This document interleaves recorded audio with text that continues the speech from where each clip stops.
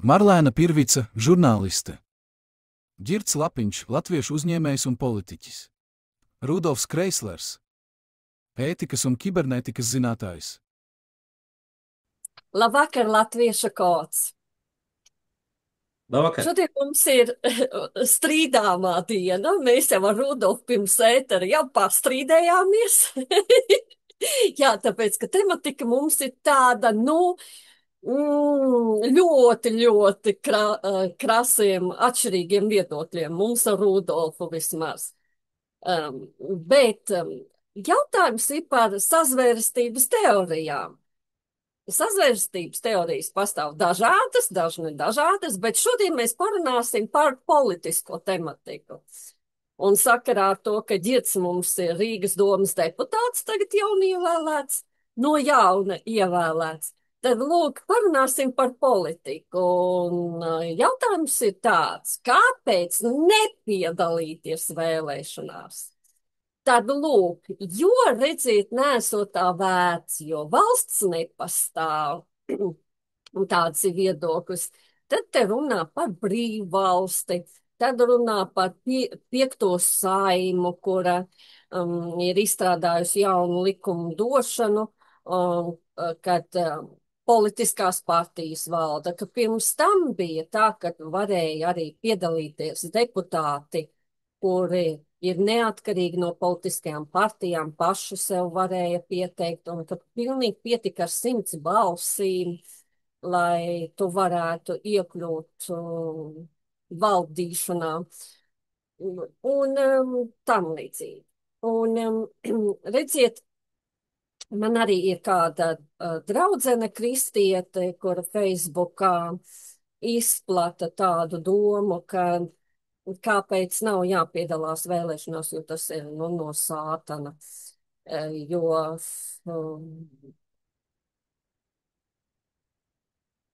jā, ļoti grūti es jums teikšu tematiku. Mēs te šodien esam izvēlējušies. Pastāv tāda pretošanās vēlēšanām tieši vēlēšanu laikā. Es atceros pirms kādiem 10 vai pat pirms kādiem gadiem pirms, tāda pazīstama aktieri, tur Sipiniece, Baiba un citi. Tur bija runas par tām saucamām baltām lapām. Es nezinu, kā viņas tur turpināja klīst līdz vēlēšanu iecirksnim, vai viņas ir nonākušas vai nē. Tā kā, ka tu pretojies valsts varai, ka tu pretojies vēlēšanu sistēmai. Un ka tu met iekšā tur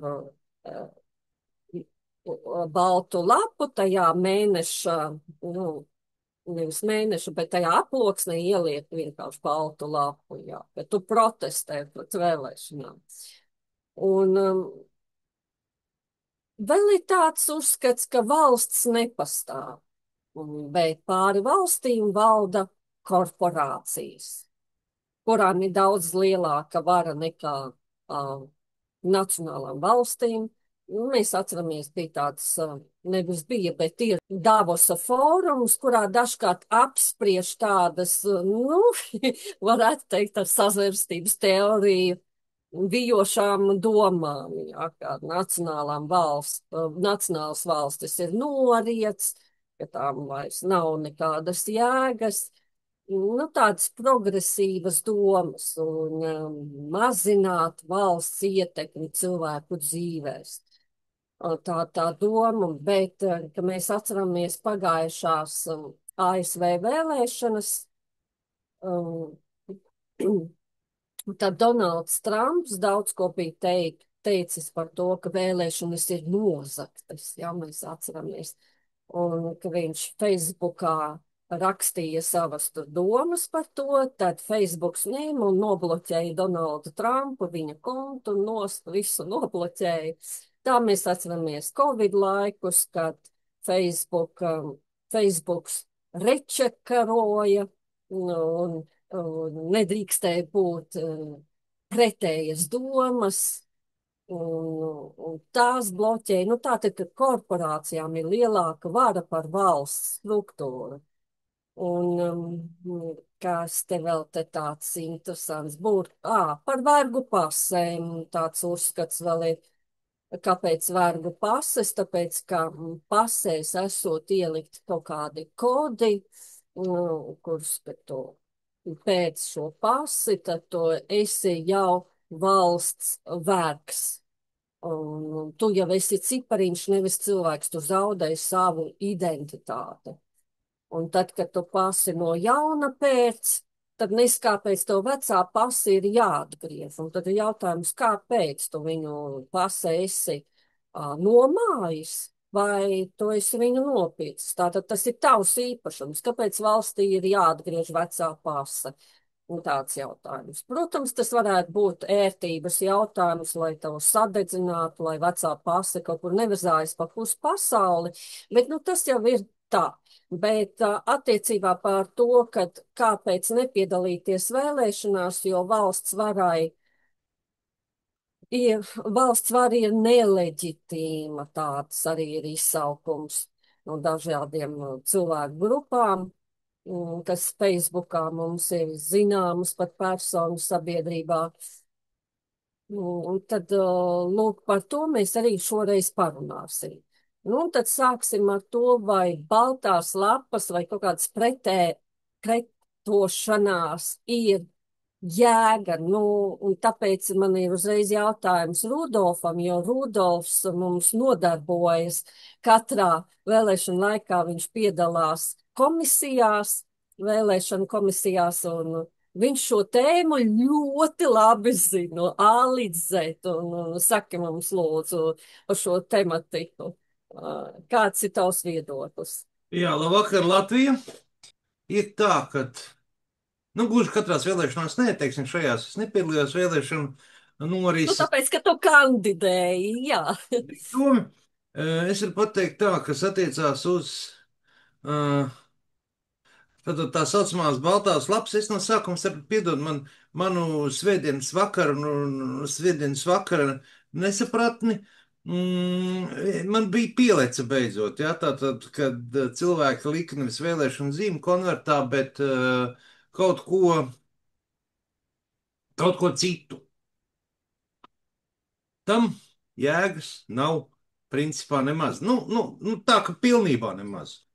Ko dod tas, ka tu esi aizgājis uz vēlēšanām, patērējis savu laiku, ielicis vai nu sabojātu, vai pat ne vēlēšanu zīmi konvertā aizgājis un apzinoties, ka tu esi liels varonis, iemetis tajā urnā nederīgu vēlēšanu zīmi. Tas nedod, tas nemaina absolūti burtiski neko, jo mūsu likumi, ja nemaldos, nosaka tā, ka vēlēšanās piedalās visas derīgās vēlēšanu zīmes. Un, ja nemaldos, tad nav noteikts minimums, kad ir jābūt, teiksim, Rīgā obligāti 5000 zīmēm, Ķekavā 150, un tad tālāk, nē, tā nav. Rīgā būs divas zīmes, vienā būs rakstīts, teiksim, tur ratnieks, otrā būs rakstīts, tur vēl kaut kas, jā, un nu, tad tur šie divi kungi savā starpā varēs cīnīties.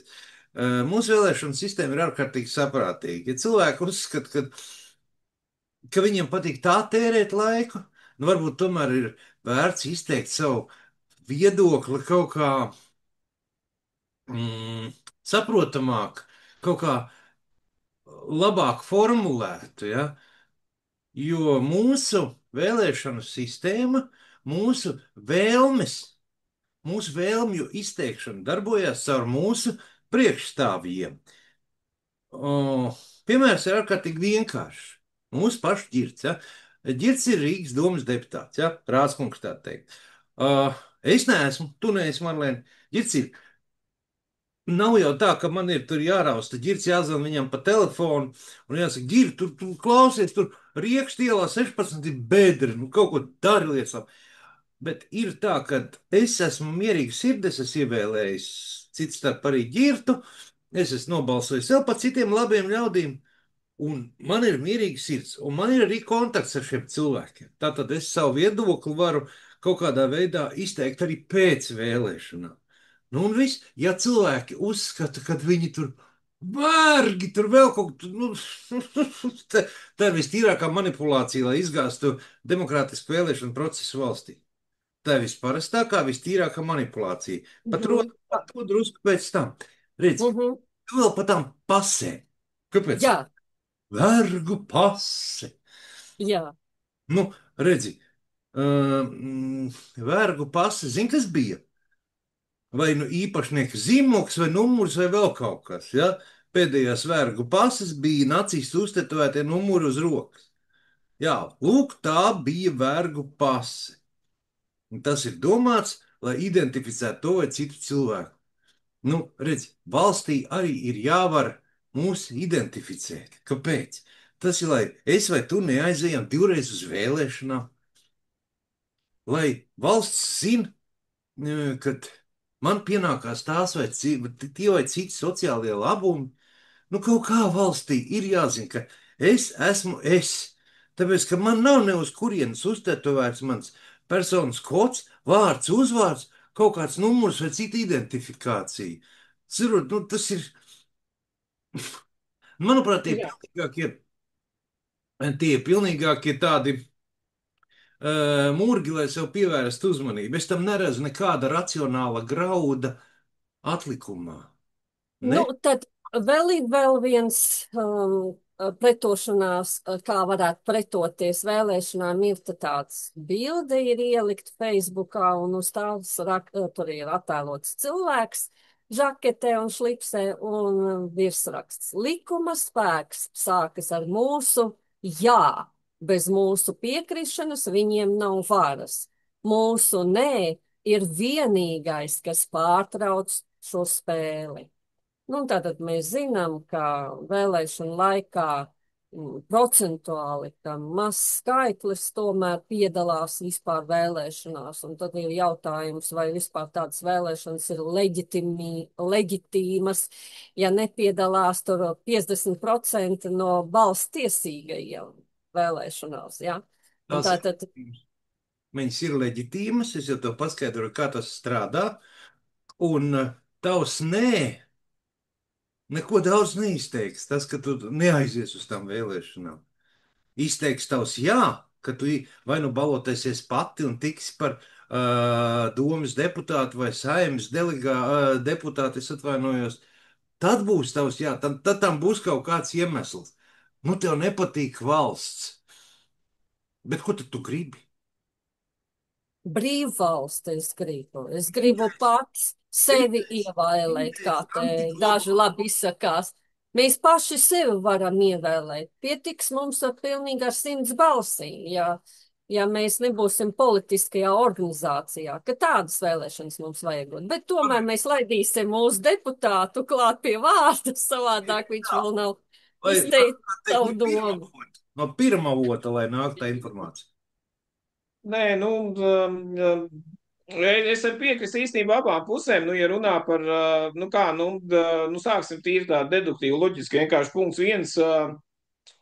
Cilvēks tajā brīdī, kad viņš ir pieaudzis, viņam ir 18 gadi, viņš ir absolūti tiesīgs lemt par savu dzīvi un ir atbildīgs par savu dzīvi. Viņš var sev pasludināt, ka viņš ir mesija, viņš var pasludināt, ka viņš vēlās dzīvot brīvvalstī, viņš var aizbraukt uz citu valsti, viņš var aizbraukt uz Antarktīdu. Es negribu pārmest nevienam cilvēkam, kurš grib justies brīvi. Viņš to var darīt. Nu, tādā ziņā, ka es negribu, nu, tā kā negācijas teikt, šitie tur neko nesaprot, un viņi ir, nu, slikti cilvēki, nu, absolūti, ne. Man liekas, ka tās ir absolūti cilvēku brīvas tiesības. Nu, mums Latvijā ir vairāki, bija tā viena kundze, kas bija ķēniņiene, man liekas.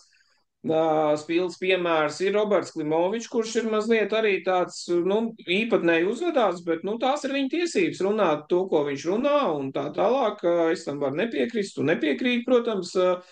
Tās ir viņa tiesības. Nu, punkts 2. Tajā pašā laikā, nu, vai protestēt, nu, tādā ziņā, ka neaiziet uz vēlēšanām, tur Rudolfs jau īstenībā viss izstāstīja.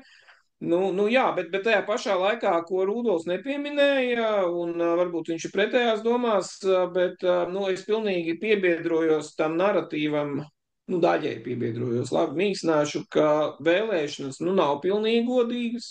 Nu, nav. Nu, tāpēc, kad nu, ja, piemēram, jauna partija grib kaut ko izdarīt, tad viņai, nu, ir diezgan grūti to izdarīt, jo skatāties, nu, šobrīd ir valsts finansējums esošām partijām, pietiekami liels, nu, Vienotība saņem 1 miljonu gadā, un tad viņi tur vienkārši stājas reklāmas un tā tālāk, un pērk ar dažādiem labumiem, tā skaitā reklāmas, sev balsis.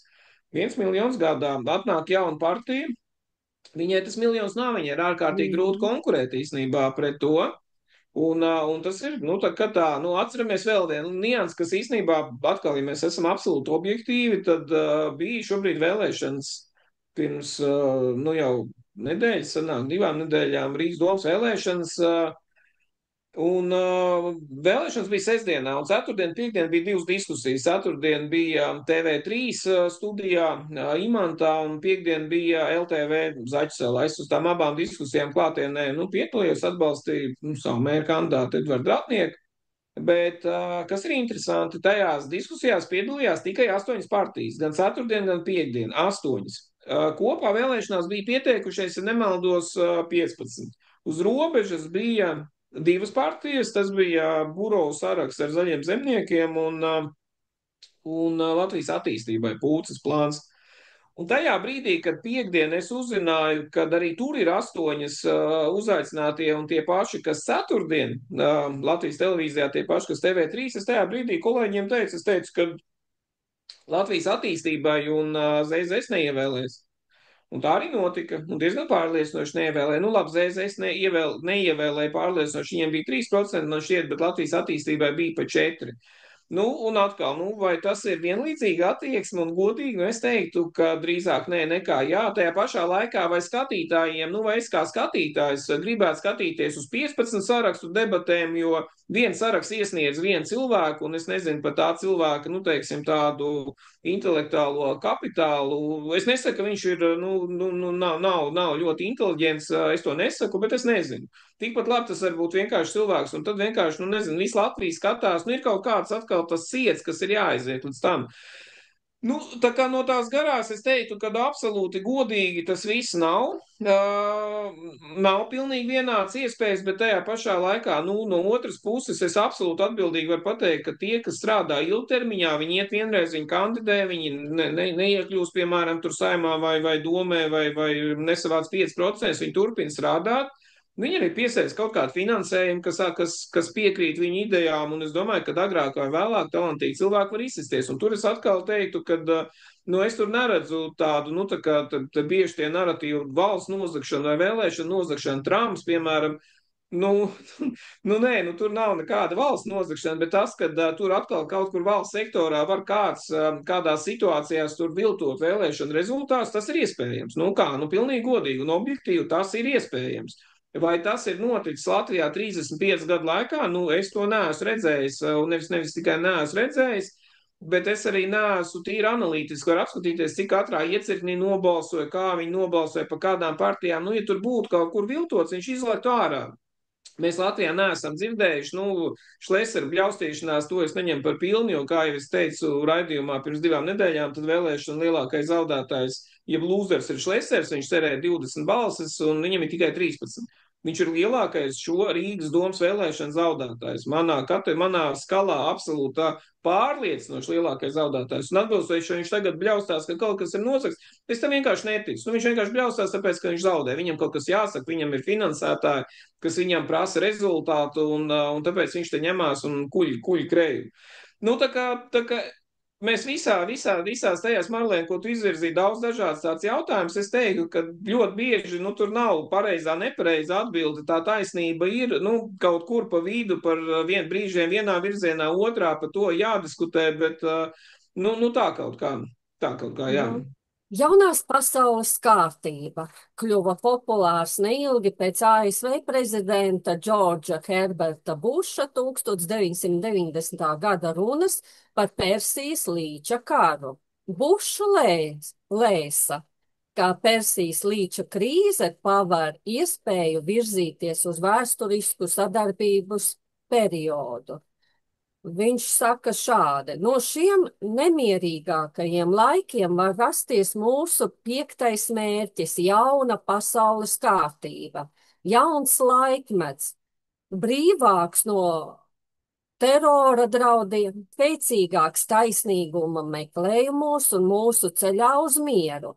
Laikmets, kurā pasaules nācijas, austrumi un rietumi, ziemeļi un dienvidi, var plaukt un dzīvot harmoniski, teica Bušs.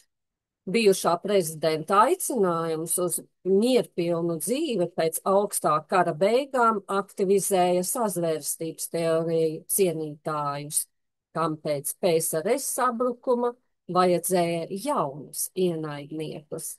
Tālūk mums vēsta TVNet. Bet, tad mums atkal vērsis pie ragiem jautājums mūsu cienījamajam deputātam.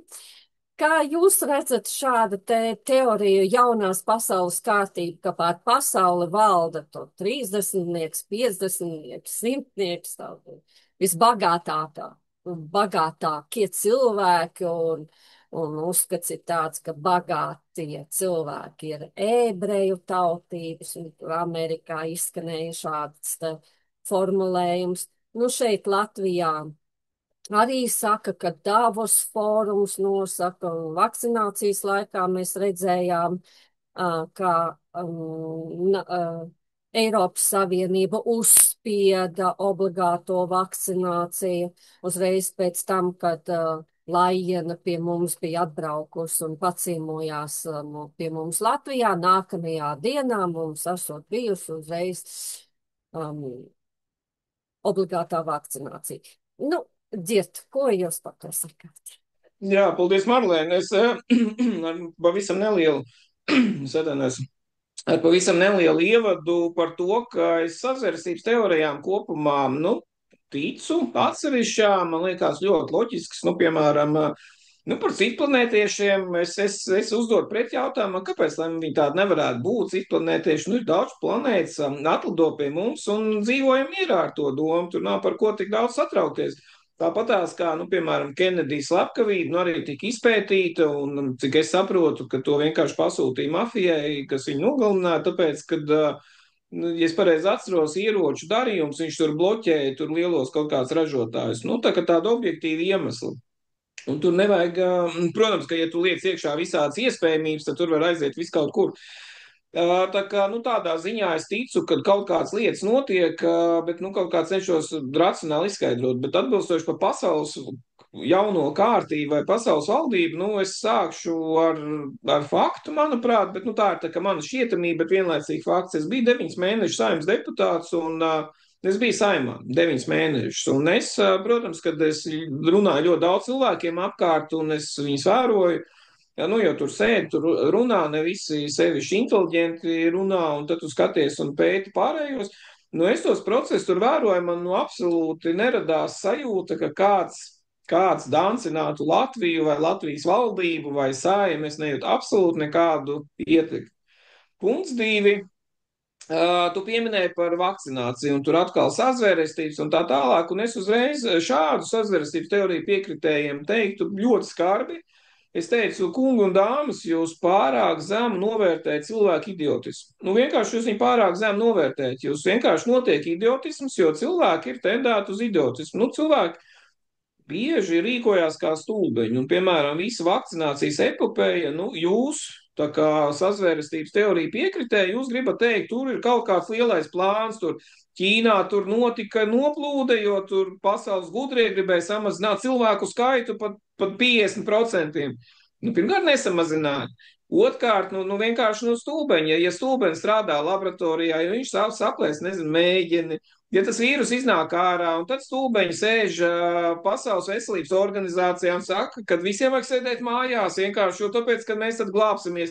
Un tur, Zviedrija saka, darīsim pretēji, cilvēki nomir gan tur, bet vienkārši, cilvēki tādā ārprātīgā stresā nokļūst, viņi pieņem stulbus lēmumus, un tāpēc es ļoti uzsveru, ka, nenovērtējam par zemu cilvēku stulbumu, jo tie rīkojumi brīžiem ir, darbības ir vienkārši stulbas. Piedodiet, Rail Baltica lielākā stulbība, kas Latvijā notikusi 35 gadu laikā, lai man piedod citi stulbeņi, bet lielākā stulbība man šobrīd ar milzīgu atrāvienu ir Rail Baltica.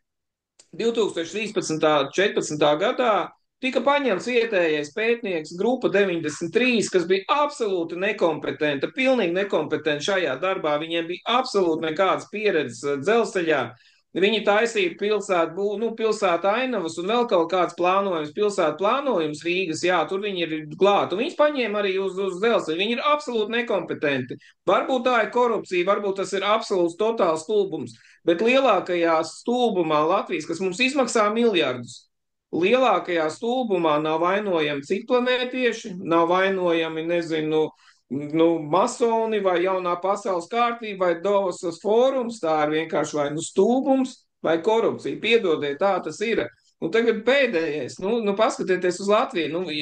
Ja es uzrunāju latvieti, kurš tic milzīgām sazveresības teorijām, Davosām un tā tālāk, kāpēc tu domā, ka tu esi tik ļoti vajadzīgs? Tu dzīvo Latvijā, mums ir milzīgas teritorijas uz mūsu iedzīvotāju skaitu, vienkārši dzīvo dzīvi, baudu dzīvi. Nevienam mēs neesam vajadzīgi, lai kaut kāda pasaules varanie sēdētu un domā, ko mēs ar tiem latviešiem darīsim, ko mēs ar to Latviju darīsim. Mēs viņus tur sačiposim, nočiposim un tā tālāk. Es tam neticu. Un pasaules līmenī, skatieties, tikai pēdējais arguments, lai varbūt neaizņemtu eteru daudz, bet padomājam loģiski. Donalds Trumps. Mums visiem ir dažādas attieksmes. Es uzskatu, ka viņš daudzas labas iniciatīvas ir, tā skaitā aizliegt USAID, kas baroja kaut kādu Latvijai naidīgs elements, kas te darbojās ar tiem Reboltika un visiem pārējiem rečekistiem. Bet viņš bija pilnīgi pret, tajā pašā laikā viņš arī sliktas lietas dara, viņš nepalīdz Ukrainai, tas arī skaidrs, viņš ir tā kā Krievijas pusē daļai lielākā mērā bijis. Bet viņš vienkārši nāca, un viņi ievēlēja. Un neviens viņu nenošāva, neviens viņam nedraudēja, mēs nedzirdējām. Tur bija tas, ka viņam ausī trāpīja, bet atkal jāsaka, jūs tiešām ticat tam, kad, man šķiet, ja gribētu nošaut, tad nošaut. Es atvainojos par to, es nezinu, vai mēs pat YouTube varam tā runāt brīvi, bet viņš atnāca, viņš uzvarēja, viņš kļuva par Amerikas prezidentu. Un arī neko sliktu neizdarīja. Tur divi steita mēģina kaut kā sadzīvot. Visi cilvēki vienkārši dzīvo, valstis attīstās. Skaidrs, ka, kā jūs iepriekš teicu, nevienmēr ir absolūti godīgi konkurences apstākļi. Vēlreiz Amerikā ir tikai divas partijas, un visi tie, kas pārmet gadu desmitiem Latvijā 90. gados no Krievijas, ka mums te vēlēšanas ir sliktas, nepareizas, vai no rietumiem mūs mācīja vēl vairāk. Taču viņi teica, jums te ir visādi šitādi, jūs te oligārki un tā, bet padomājiet, mīļo skatītāji, Amerikā ir divas partijas. Cik godīgi ir tas, kad ir divas partijas, un cik godīgi ir tas, kad Amerikā pat trešo partiju vispār nevar uztaisīt. Latvijā mums ik pa 4 gadiem nāk tur KPV vai JKP, viņi atnāk, nomirst, nāk jauni. Tas ir foršs process. Amerikā ir tikai divas partijas, trešā nav iespējama. Viņiem ir libertārieši, kas tur ir, bet viņiem nav iespējas uzvarēt. Viņi kaut ko tur dara, viņi iegulda naudu, bet viņi vienmēr zaudē, jo ir tikai divas partijas ar milzīgu filiālēm visā Amerikā, katrā štatā, katrā pilsētiņā. Ko es ar to kopumā gribu teikt, ka, es tādām globālām sazveresības teorijām neticu. Skaidrs, un Marlēna, piedod, tomēr piezīme, tas, kad 50 gudrie cilvēki valda pār pasauli, viņiem ir ietekme, es nepiekrītu, ka viņi valda, tā kā mēs mēģinam sazveresības teorijās absolutizēt, viņi valda atkal, tā kā valda valdnieki. Tā nav, bet viņiem ir ietekme, viņiem ir ārkārtīgi milzīgs kapitāls, viņi caur saviem uzņēmumiem vai vēl kaut ko, viņi ietekmē pasauli. Kāds ietekmē labi, kāds slikti, tā vienmēr ir bijis. Viduslaikos karaļi ietekmēja milzīgas teritorijas. Tā kā viņiem tā ietekme ir, un atbilstoši, vēl pēdējais, tu minēji par ebreju tautību. Iespējams, ka ebreju tautībā ir, proporcionāli daudz vairāk miljonāri. Ļoti iespējams, ka tas tā ir. Kāpēc tas tā ir? Varbūt tāpēc, ka viņi bija, tā leģenda viena vēsta, ka, piemēram, viņiem vēsturiski gadsimtiem bija milzīgi uzbrukumi viņu tautībai. Sākot jau Ēģiptē, viņi tur dzīvo starp musulmaņiem, un viņiem visu laiku vajadzēja izdzīvot. Un tad, kad tu visu laiku mācījies izdzīvot, tu dzīvo dažādās valstīs, tu adaptējies un tā tālāk, viņi vienkārši attīstās. Viņi ir attīstījuši kaut kādas izdzīvošanas spējas, tāpēc, ka viņus, un tad viņi tā kā transformējās mūsdienās par daudz inteliģenti ebreju tautības cilvēku. Pateikt, ka tā ir kaut kāda sazvērestība vai vēl kaut kas, tā vienkārši sanāca, no citas puses šīm tautībām, grūti ir izsisties, viņiem ir visi tie stereotipi pret viņiem, un viņiem ir grūti izsisties un pavelties sevīm, un tāpēc, nobeidzot, es vēlreiz saku, svarīgi, ka mēs domājam, ka to tēzi, ka Latvijas latvietim draugs, ja mēs palīdzam latvietim Latvijā vai ārzemēs vēl kaut kur, mēs pavalkam latviešu, Un mēs tuvojamies tam, lai kādreiz pēc 500 gadiem teiktu, ka, hei, latvieši īstenībā ir kontrolē visu pasauli, uz to arī ejam. Paldies! Rudolf, kāds ir jūsu viedoklis?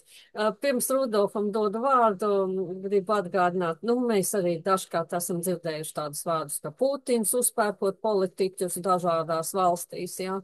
Un tāpat laikā ANO struktūra nav saprotama, kāpēc ANO vispār tāda vajadzīga ir, ka tur piedodiet, mēs te runājam par Ukrainu, un tāpat laikā tur sēž Krievija un valda un skalda ANO, ja? Nu, kam tad tādas ANO ir vajadzīgs, ja? Un cilvēkiem jau ir neizpratni par to, kāpēc mēs ļaujam tādiem te valdīt, ja, un skaldīt. Jā, lūdzu, Rudolf. Jā, paldies. Paldies, Marlēn. Nu, kā lai tev atbild? Es visā visumā piekritīšu ģitam. Tādā ziņā, ka cilvēkiem, nu, es nezinu, vai tas ir stulbi, vai tas ir kaut kāds ideālisms, vai tā ir kaut kāda cenšanās kaut kādā barā salīst, bet cilvēkiem vienmēr gribējies redzēt sev apkārt sazvērstības. Vai tie būtu reptiloīdi, vai tie būtu rozenkreiceri, vai tas būtu ilumināti. Jā, teiksim, pašķirstam Dena Brauna grāmatas, tur tas viss ir smuki aprakstīts. Jā, kādi tik mums te nav bijuši pasaules valdnieki, ja? Un masoni, un vēl nezinu kas. Nu, protams, ka žīdi tur vispār tas ir pilnīgi skaidrs, ja tie mums te visu apsēduši un tā tālāk. Jo, nu, reizēm tam ir bijis kaut kāds pamats, ja, teiksim, templiešu ordenis, ja viņus reizēm par templieriem sauc, ja. Tie ir pirmie pasaulē baņķieri, kas no neliela bruņinieku ordena 14. gadsimta sākumā izveidojās par ļoti spēcīgu, tostarp arī finansiālu organizāciju, un lai viņus varētu nogāzt, Francijas karalis Filips IV. Skaistais, sarīkoja veselu sazvērstību. Viņš bija parādā palicis bruņiniekiem, lai neatdotu naudu kreditoram. Viņi vienkārši kreditorus sadedzināja. Visstrakāk viņiem gāja Francijā, jo tas ordenis bija cēlies Francijā, jā, bet nu, arī Anglijā diezgan ko negāja. Tā ir tik veida situācija, kad viņiem tika pierakstītas dažādas tur nejaucības, elkdievība un vēl nezinu kas un vēl nezinu kas. Ja? Un cilvēki labprāt tam ticēja. Tas pats attiecās arī uz mūsdienām, ja? Jo tā visa pamatā ir manipulācija. Ja man sanāks brīvs brīdis, es uztaisīšu manipulatīvu video, es atkārtoju manipulatīvu, kas ir balstīts uz manām dīvainajām fantāzijām, ja, un pateikšu, antikrists, paskatieties, viņš ir antikrists, viņš ir nācis, viņš nāks tad, kad tiks pārkāpta pirmais bauslis, viņš nāks ar svētā drēbēs tērpies. Viņš nāks ar skaistiem vārdiem, nu, neko neatgādina, nevienu uznācienu uz politiskās skatuves. Man tas atgādina nevienu, ja bija mums te tāds aktieris viens, ja. Tad mums bija viens tiesu izpildītājs, vai kas viņš tur bija, tiesu maksātnespējas administrators, viens kungs bija. Tagad mums ir tāds viens Waterfronta kungs, ja. Un mēs absolūti mierīgi, nu, ja mēs to gribētu, mēs varētu pateikt, viņi visi, pasieties, viņi šmaucās, viņi visi tur tādi, viņi šādi, antikristi. Ja? Tas ir muļķības, tā ir parasta manipulācija, šie cilvēki nav nekāda antikristi, šie cilvēki parasti sava labuma, cīnītāji par savu pašu labumu, un ne vairāk. Lūk. Kas attiecās uz apvienoto nāciju organizāciju, Marlēn? Nu, manā skatījumā apvienoto nāciju organizācija, viņi vienkārši nodzīvoja savu laiku, savu funkcionēšanas laiku, šī organizācija ir nostrādājusi. Šobrīd viņai ir tikai tās deklaratīvas tāds izskats, jā. Vai tur vispār viņi ir jāņem vērā runājot par politisko dzīvi, man liekas, ka nē. Lūk, tā kā, jā, visa pamatā ir cilvēka glupība un tiekšanās pēc kaut kādas piederības pie kaut kādas organizācijas, ja, teiksim, cilvēki mums tagad, oi, es esmu antiglobālists, ja, tur, teiksim. Nu, vienalga, kādā organizācijā cilvēks ir, neiet runa tikai par antiglobālistiem, par suverēno varu vai vēl par kaut kādiem gara gigantiem, ja, vai arī cilvēks, pat ja viņš nepiedalās tajos antiglobālistos, cilvēks reizēm viņam garīgi gribās piedalīties. Un tad viņš raksta sociālajos tīklos par chemtrailiem. Esat dzirdējuši par tādiem? Aha, chemtraili, tas ir tas, kas paliek aiz lidmašīnas. Chemtrail, chemical trail. Jā, tas ir ķīmiskais, tas, Trases, ka mums apkaisot, trases, lai mēs jā. te izmirstot, jā. Cilvēki raksta par kosmiskajiem stariem un tam līdzīgām lietām. Ja? Tā ir tāda netiešā līdzdalība kaut kādā tādā sabiedriskā struktūrā. Tam fonā nekā tāda nav. Protams, ir ārkārtīgi interesanti, ļoti kārdinoši, lai būtu. Iedomājieties, mans kaimiņš varbūt viņš ir reptīlis patiesībā. Ja? Un viņam ir 4 kājas, nevis 2. Viņš kaut kur tā kā atcieties pie mūteni, lilo un stiču, viņš kabatās sabāzes, ja? Staigā apkārt. Cilvēkam ļoti gribas to. Ļoti gribas, ja? Tāpēc uz senie ceļotāji, atcerieties, bija gravīras, ja, kur bija uzzīmēts, ka cilvēkam seja ir uz krūtīm, ja, ka viņam galvas nav, viņam te ir acis, deguns un viss Jā, tad lūk pārējais. par to. Cilvēkam ļoti, ļoti gribas. Tas nekas, ka tā nav, bet cilvēkam ļoti gribas. Bet redziet, ar to gribēšanu, Rudolf, arī ir tāds jautājums. Es tā esmu ievērojis arī pirms vēlēšanām un vispār kādās aktivitātēs sabiedriskajās. Cilvēki ir slinki un kotvi. Viņi negrib nest atbildību. Piemēram, arī, kad vairāk kārt, kad vācu parakstus par ģimenes vērtībām pret homoseksuālismu, tas nebija viena reize, tas bija vairākas reizes, arī piedalījos, kur citi vāca parakstus. Un arī redzēju, Marlīna, kas par to būs, tur varētu būt kaut kas tāds, un šitas cilvēks sadomā visu kaut ko safantazē, lai tikai to nedarītu, lai tikai nepiedalītos. Un pēc tam, no tā jau es arī zināju, ka tā būs. Bet tu taču pats nepiedalījies. Nu, protams, kā tur vairāk kā mēnešu laikā var savākt 10 000 parakstus. Nu, atvainojiet, ja. Un tad ir jautājums arī par referenduma spēku, ja.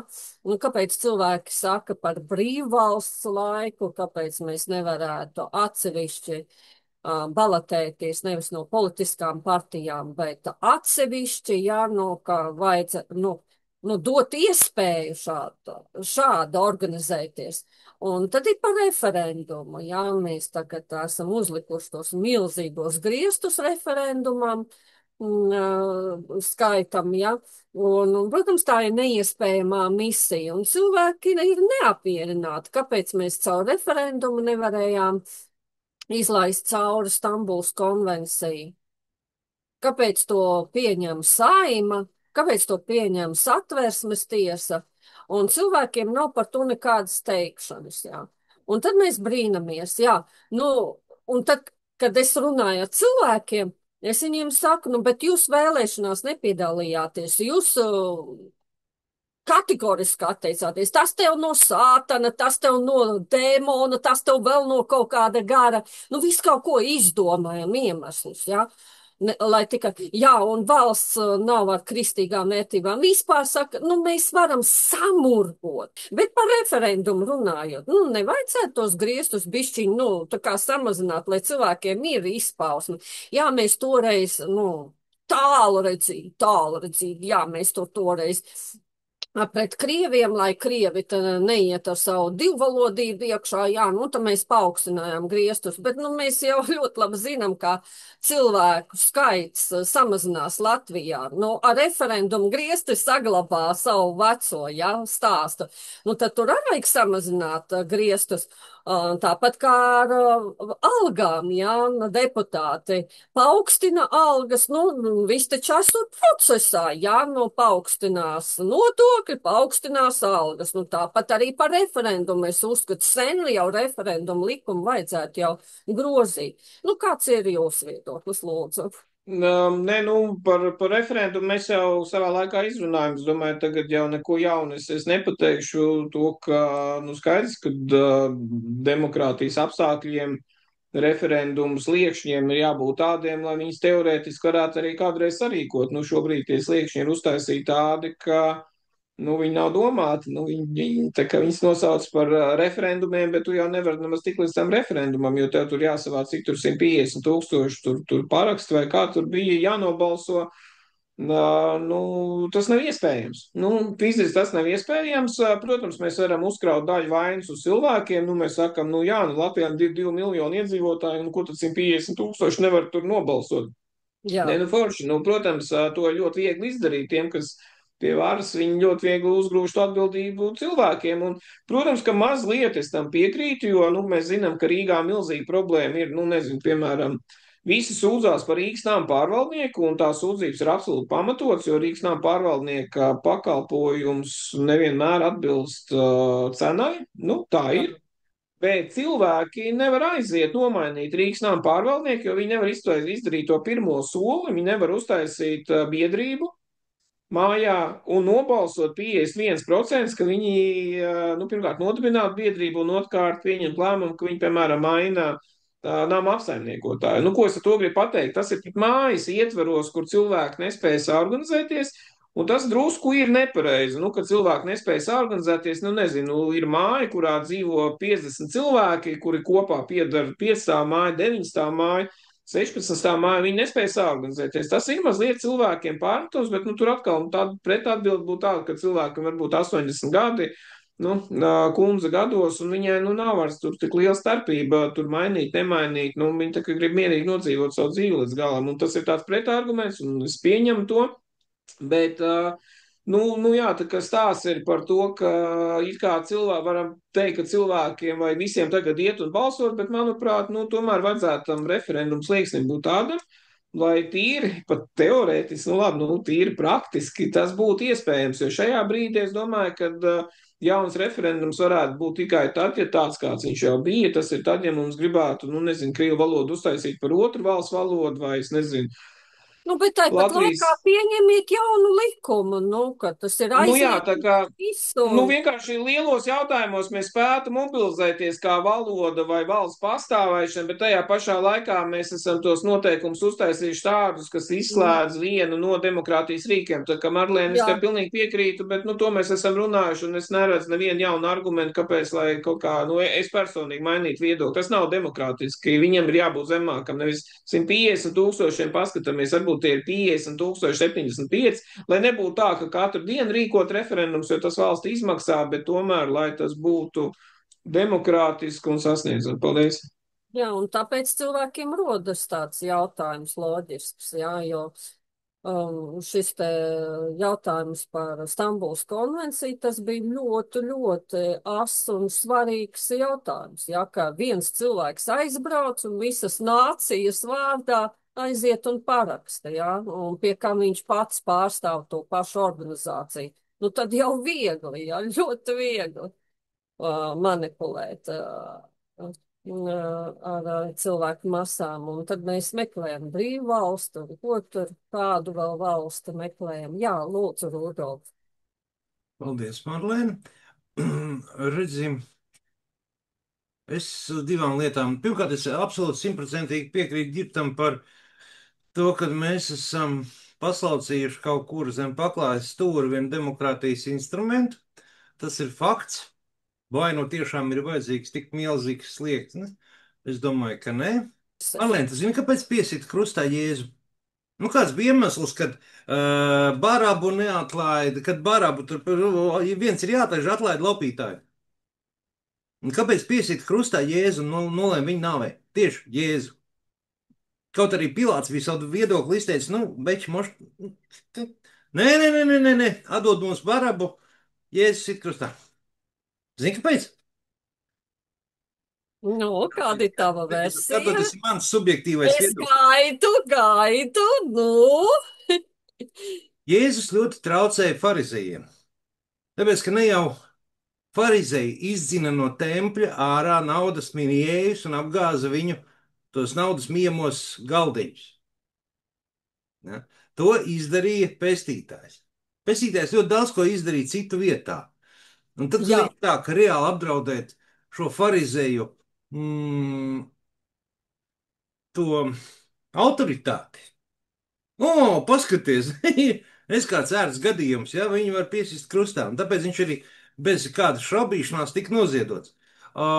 Personīgi mans viedoklis, ja, ka Mārcis Jensīts nav nekas vairāk par farizēju. Nu, ne man to spriest, protams, ja, to lai spriež baznīcas ļaudis, kas ir zinošāk šajā jautājumā, bet personīgi mans viedoklis ir tieši tāds. Paldies! Paldies, Ģirt! Ko jūs pateikt? Jā, nē, nu labi, pirmkārt, nu, Atliekot cik es saprotu, Jensīšu stāstu, nu, stāstu viņam ar baznīcas baigi minimālais sakars ir, viņš vienkārši ir uztaisījis sektu, nu, būsim godīgi, bet, nu, ne man tiesāt, nu, uztaisīja sektu, bet, nu, tie, kas esat tajā sektā, apzinoties, ka jūs esat sektā, tas ir punkts 1. Punkts 2. Nu, es Marlēn, tu nepiekritīšu tajā aspektā, nu, viņš mainīja viedokli, nu, tik vienkārši, nu, viņš domāja tā, tagad viņš domā savādāk, nu, tu nevar cilvēku tiesāt, ka viņš maina viedokli, nu, kāpēc, nu, visi cilvēki kaut kādā evolūcijas procesā, viņi attīstās, es nepiekrītu Jensīšu viedoklim, bet es vienmēr aizstāvēšu to seno atziņu, kas ir bezgalīgi daudz reizes skanējis, kad, nu, ka es miršu par to, lai tev būtu viedoklis, lai tu to savu viedokli vari izteikt. Nu, viņam tas viedoklis ir tāds, viņš to skaidri pasaka, es viņam nepiekrītu, bet viņš mainīja. Bet punkts 3, kas ir svarīgākais, un tajā šeit es atkal teiktu, ka, es savā ziņā Jensītu, nu, tā kā neteiksim atbalstu, bet es saprotu, ko viņš dara. Nu, viņi ievēlēja pavisam konkrēts vēlētājs. Tas vēlētājs ceļās un krīt pa Krievijas federācijas pensionāriem. Nu, viņiem svarīgākiem Šlesera partijai svarīgāk ir Krievijas federācijas pensionāri brīžiem, lai man neiesūdzētu tiesā, teikšu brīžiem, nekā Latvijas pilsoņi, nekā Latvijas iedzīvotāji. Viņiem svarīgi tie, nu, federācijas pensionāri Krievijas un Krievijas visādi īpašumi. Viņš viņus tā kā viņu aģents brīžiem rīkojās. Nu, vai tā izskatās, ka viņš tā rīkojās? Nu, atbilstoši, nu, tāds arī ir balsojums. Nu, Jensīts iestājās tajā partijā, kas ir par Krievijas to. Nu, viņi arī atbilstoši balso par Beltu, kurš iestājās par krievu valodu un tā tālāk. Es aizgāju uz pirmo partiju, tāpēc, ka viņi bija par kristīgām vērtībām. Es viņam jautāju, Nacionālā apvienība ir pret, viņi arī ir par kristīgām vērtībām. Ja, nu Marlēn, viņi tev mānīja.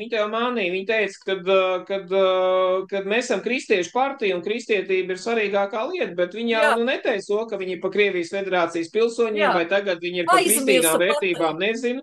Bet, tas kristīgās vērtības bieži redzam, kā var tikt izmantots, lai manipulētu, nu, ko Rudolfs minēja par tām manipulācijām, nu, tu nosaucies pa kristieti, tu uzaicini visu kristiešu, un tad saka, nu, kā kristieti, tas nekas, ka mēs Krievijas federācijas pensionārus atbalstam, bet to es pa kristīgām vērtībām, tev jābūt ar mums, un tā ir manipulācija, tā ir vienkārši savu kristietību, tiek manipulēts vēlētājs.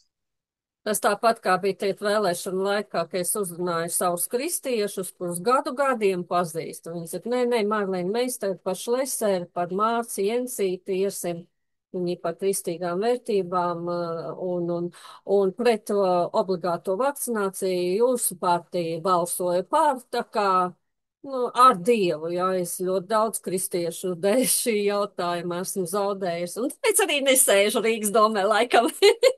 Bet labi, tas tā būtu, tas nav tik svarīgi. Bet paldies jums par sarunu, ja ir uz atvadām šodienas raidījumā vēl ko teikt, tad lūdzu pāris minūtēm.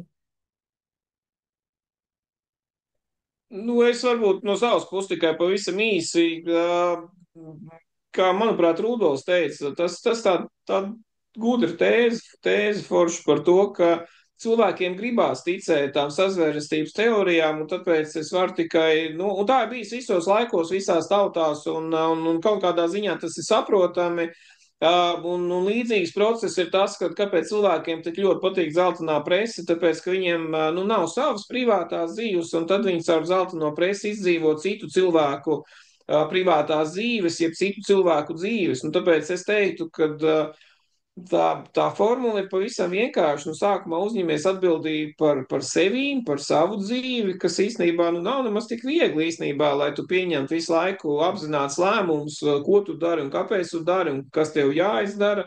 Tad tu pieņem lēmumus un uzņemies atbildību par savu ģimeni, saviem tuvākiem asinsradiniekiem.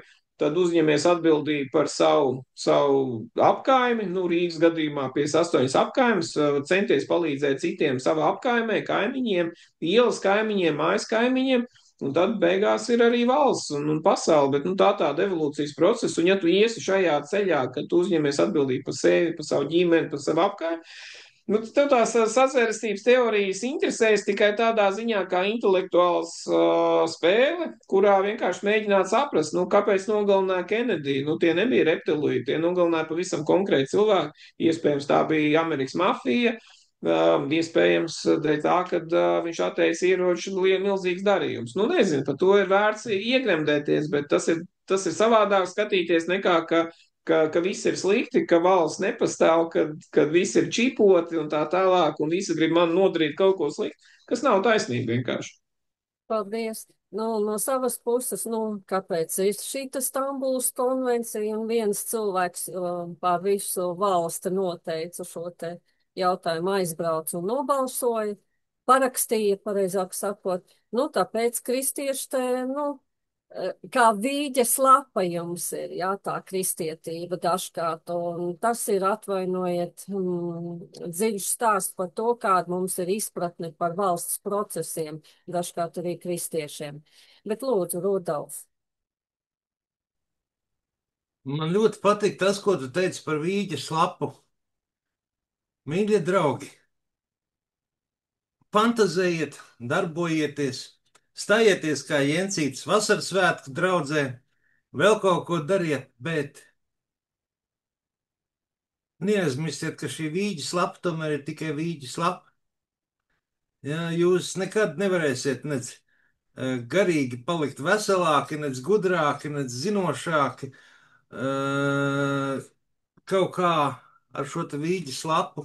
Domājiet paši, jūs vietā neviens nepadomās. Un farizējiski izmantojot to vai citu kustību, nav svarīgi, vai tā ir vasaras svētku draudze vai Latvijas evaņģēliskā luteriskā baznīca, tam nav nozīmes. Visu nosakat jūs paši. Lai jums jauka atlikusī svētdiena un priecīgus jums Jāņus. Priecīgus Jāņus, līksmīgus, līgo. Visu labu. Visu labu. Paldies, laimīgi!